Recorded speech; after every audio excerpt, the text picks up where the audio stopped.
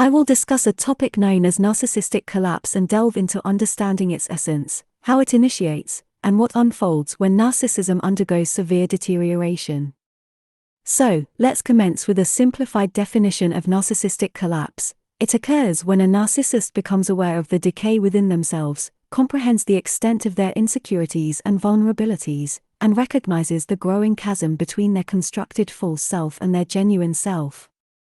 While I tend to adopt a narrative format to facilitate information conveyance, it's crucial to emphasize that our discussion regarding narcissism is not gender-specific. It pertains to individuals of any gender, be it men or women.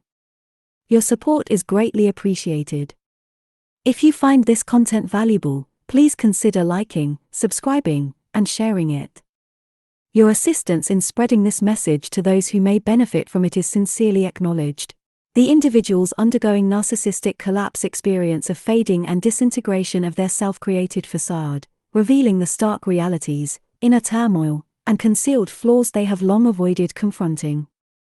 The narcissist's illusion, constructed through their false self, which exudes an overwhelming sense of grandiosity, crumbles when confronted with the harsh reality. They habitually believe themselves to be godlike, superior to all, and impervious to challenge or replacement. However, during a narcissistic collapse, this delusional self-perception collides head-on with reality. The unrelenting harshness of the real world leaves them with no refuge or means of concealment, no more shields or facades to hide behind.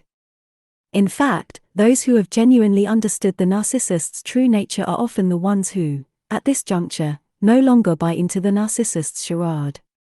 At this point, narcissists are entirely helpless. This sense of helplessness gives rise to a complete mental breakdown, manifesting as withdrawal, isolation, aggression, and depression. Changes in their eating habits become apparent. They resemble a cornered rat, trembling and exposed, knowing they can no longer escape into their burrow to hoard things in secret or even eat. When narcissism collapses entirely and they retreat deep within themselves, two choices present themselves. The first involves the narcissist recognizing their need for help as they grapple with this stage. While it's theoretically possible for them to seek assistance, perhaps through therapy or consultation with a specialist, this occurrence is exceedingly rare. The second choice is for them to attempt to mask their collapse with different defense mechanisms, such as becoming their own primary source of validation. This entails belittling those who have seen through their facade, cultivating thought patterns that suggest they are undeserving or that others have failed to recognize their greatness, thus casting themselves as perpetual victims. They deflect responsibility and avoid introspection.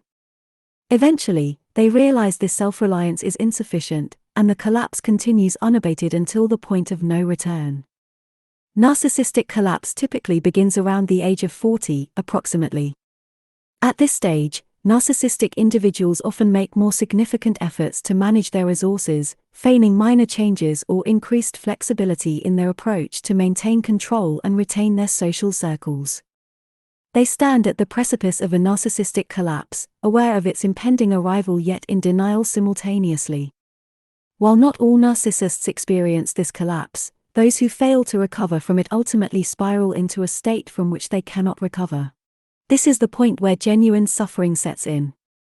I hope this discussion has helped you gain insight into narcissistic collapse, how it manifests, when it occurs, and the strategies narcissists employ to conceal it. I look forward to our continued dialogue. Don't forget to subscribe to the channel and show your appreciation by liking the video if you found it helpful. If you have any questions, please don't hesitate to ask in the comments section. Additionally, if you have any feedback or suggestions for channel improvement, feel free to share them in the comments or send them directly to me.